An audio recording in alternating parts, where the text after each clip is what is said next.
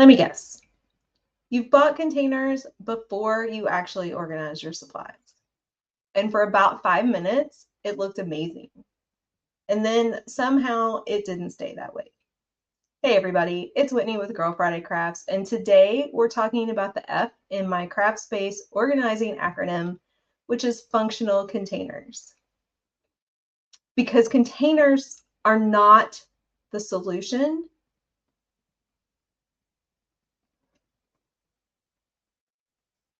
Hey everybody, it's Whitney with Girl Friday Crafts, and today we are talking about the F in my craft space organizing acronym, which is functional containers. Because containers are not the solution, and the wrong containers can actually be part of the problem. So if you've been following along each week, at this point, you have hopefully categorized some supplies and reduced what you have. You might have started assigning things a home, and this is the part where people just jump straight ahead into choosing containers for their space. They go straight to buying containers, hoping those containers will fix the problem. But containers don't actually create systems. They should support them. I also want to be clear when I say functional containers, at this point, we're not really talking about aesthetics. I don't mean matching. I don't even mean labeled, although I love a good label. That's not to say that you don't want the room to be aesthetically pleasing, but we really have to pick function over form right now. And we need containers that make your supplies, one, easier to use, but the key is easier to put away, because that's the whole goal here. We don't want to make it just look organized. We want it to actually be organized and be set up in a way that will help you stay organized. If you have to think too hard about where something goes, if you have to move 3 different things to get to one supply, if putting something away feels like a whole project in and of itself, then that container is 100% not working for you. So today I decided, instead of me telling you what containers to buy, I want you to take a look and analyze what you already have. Start noticing whether or not there are containers that you actually avoid using. Are there things that never quite make it back to where you have decided they belong? Where do things in your space pile up instead of getting put away? That's very telling. And what do you leave out because it's easier that way than putting it where it's supposed to go? This is my favorite question. What feels like, ugh, I'll deal with that later? We all have those spaces or supplies in our room. And then where do you feel resistance or tension in your space?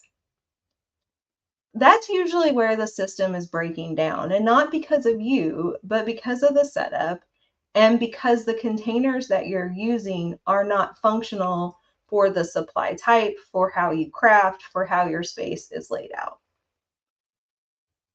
So here's kind of a simple way, a little bit of a cheat sheet or checklist to determine whether or not a container is actually functional for you.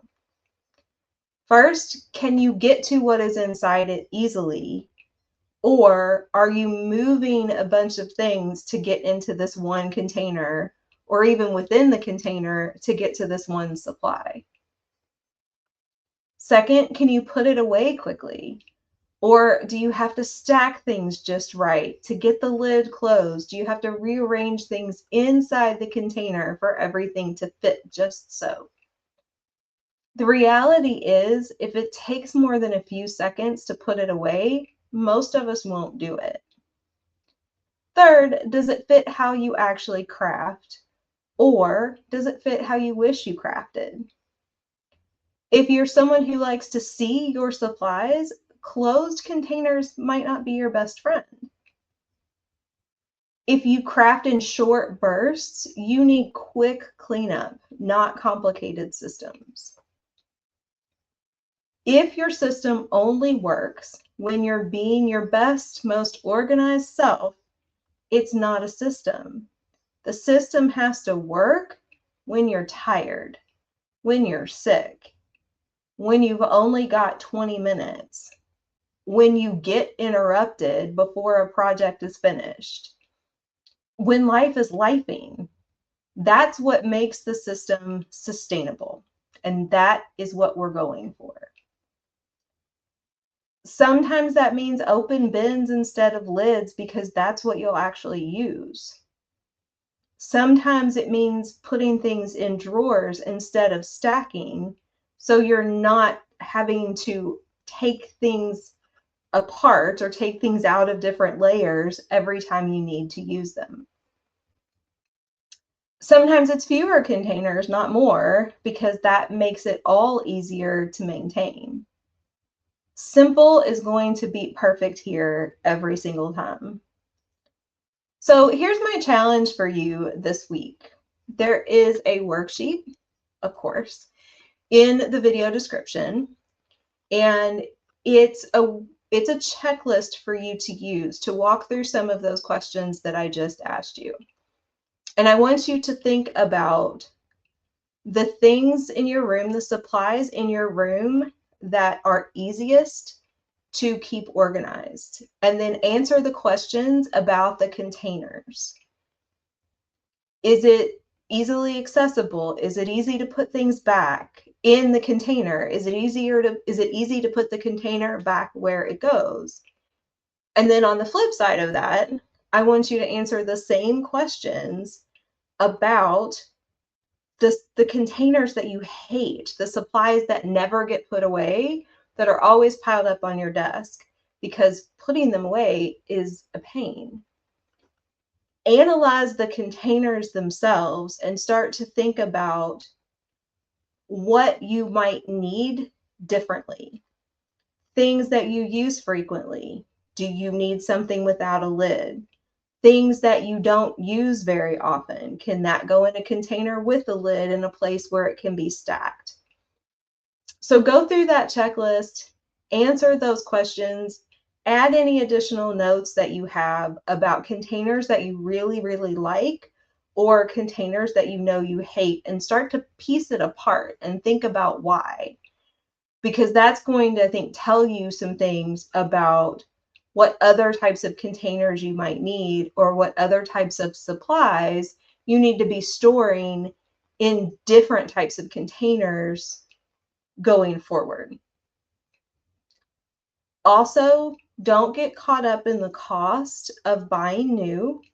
There are very budget-friendly ways to repurpose things that you have. Cardboard boxes are great. Dollar store bins are great. Thrift store bins are great. Repurposing things can be really useful. Don't think about all that yet. Don't get caught up in all that yet. Just think about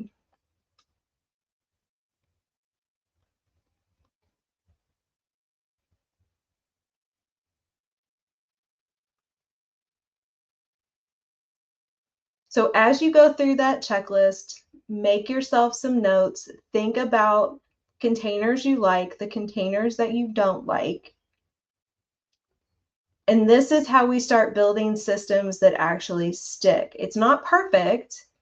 It may not always be pretty, but it's functional. And we will keep building off of that as we go. So let me know what you think about this week's video. Drop any comments or questions you have. Make sure that you're subscribing to get notified when I post a new video, and I will be back with you again next week. Bye, everybody.